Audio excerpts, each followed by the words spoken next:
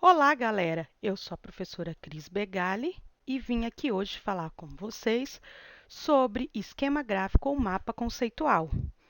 Eu coloquei esses dois nomes, mas o meu preferido é o mapa conceitual, pois podemos, dentro desses esquemas, relacionar vários conceitos de uma mesma área do conhecimento ou até de áreas diferentes.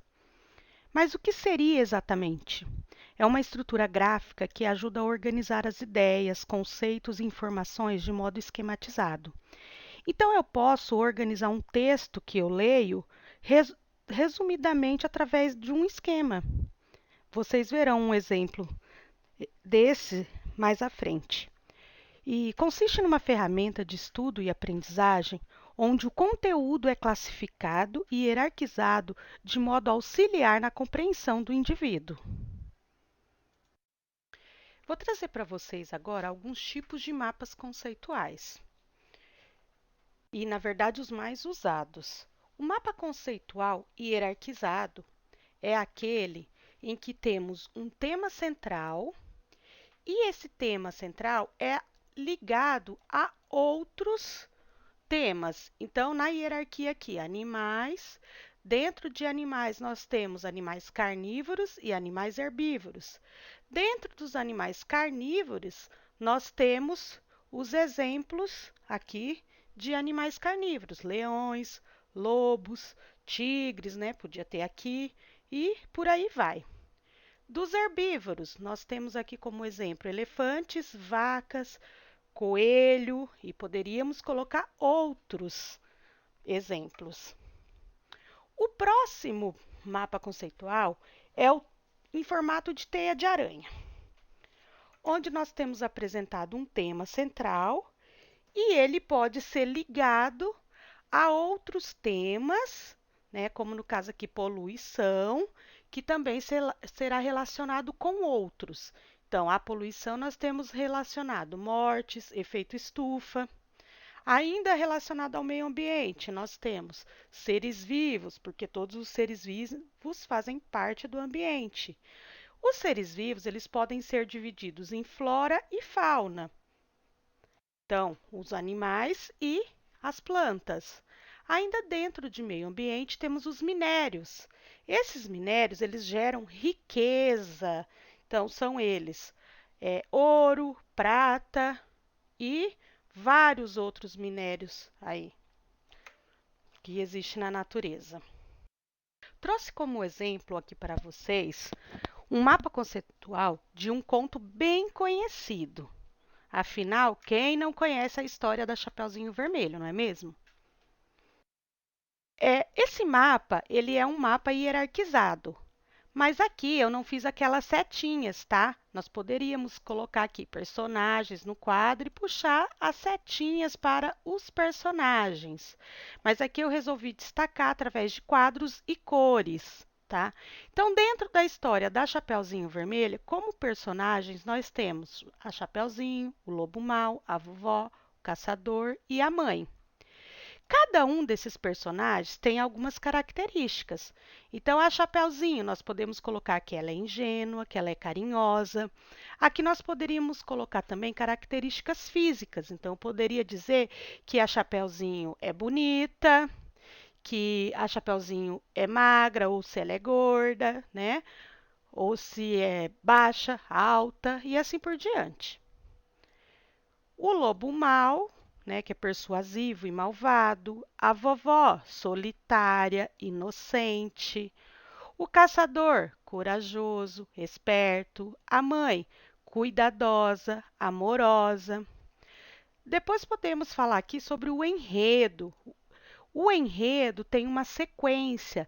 Então, sempre a história começa com uma situação inicial, que no caso aqui dessa história é quando a Chapeuzinho sai de casa para levar os doces para a vovó. Depois ela tem um conflito. Nessa história, o conflito que aparece é o seguinte: se a Chapeuzinho vai pelo caminho que a mãe pediu ou se ela vai pelo caminho que o lobo insinuou, né? Que geralmente a mãe fala para ela não ir pela floresta, né? E o lobo insinua que ela vá pela floresta. O clímax é o ponto alto da história, é um ponto da história que chama muito a nossa atenção.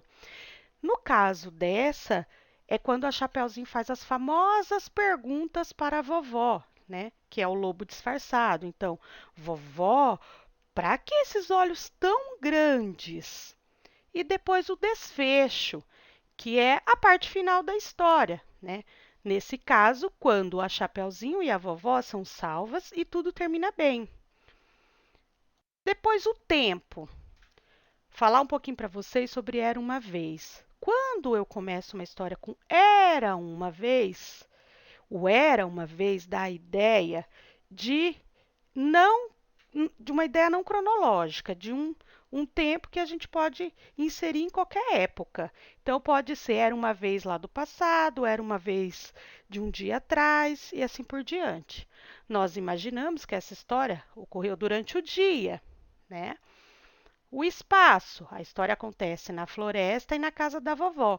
Poderia acrescentar várias outras informações aqui nesse meu mapa conceitual, mas eu quis mostrar aqui para vocês de uma maneira bem resumida. A professora leu para vocês um conto de assombração chamado Entrando no Quarto Misterioso, pois agora vamos ver como ficaria um mapa conceitual desse conto. O personagem. Nessa história, nós temos apenas um personagem, que é o autor e narrador dessa história. Podemos colocar como características desse personagem, né, o fato de ser curioso, corajoso, estudioso, detalhista. E no enredo? A situação inicial do conto é o relato do cômodo misterioso que sempre está fechado. Depois tem um conflito, né? Por que, que o casebre não havia sido demolido? Então, o personagem faz vários questionamentos sobre isso. E também, né, o que estaria escondido ali, né? Que provavelmente é o que motivou, né, a conservação dessa parte da casa. O clímax, que é o ponto alto dessa história, é quando o personagem está prestes já a abrir a porta do cômodo misterioso. E por fim, né, o desfecho dessa história, onde o personagem se decepciona por não ver nada demais no cômodo. Ele imaginou que teria algum segredo, algo muito assustador, né? Essa história acontece à noite. O personagem espera todos irem dormir para que ele possa ir abrir o quarto misterioso. Em qual espaço que acontece? Acontece num sítio e num cômodo antigo. Logo no início do texto, ele faz menção a coisas da roça. Então, por isso, dá essa pista de que a história, né, aconteceu em um sítio. Bom, pessoal, espero que tenha gostado e que não se esqueçam de fazer o seu mapa conceitual lá no livro Ler e Escrever, na página 208, sobre um outro conto de assombração. Se cuidem, fiquem bem e até a próxima. Tchau!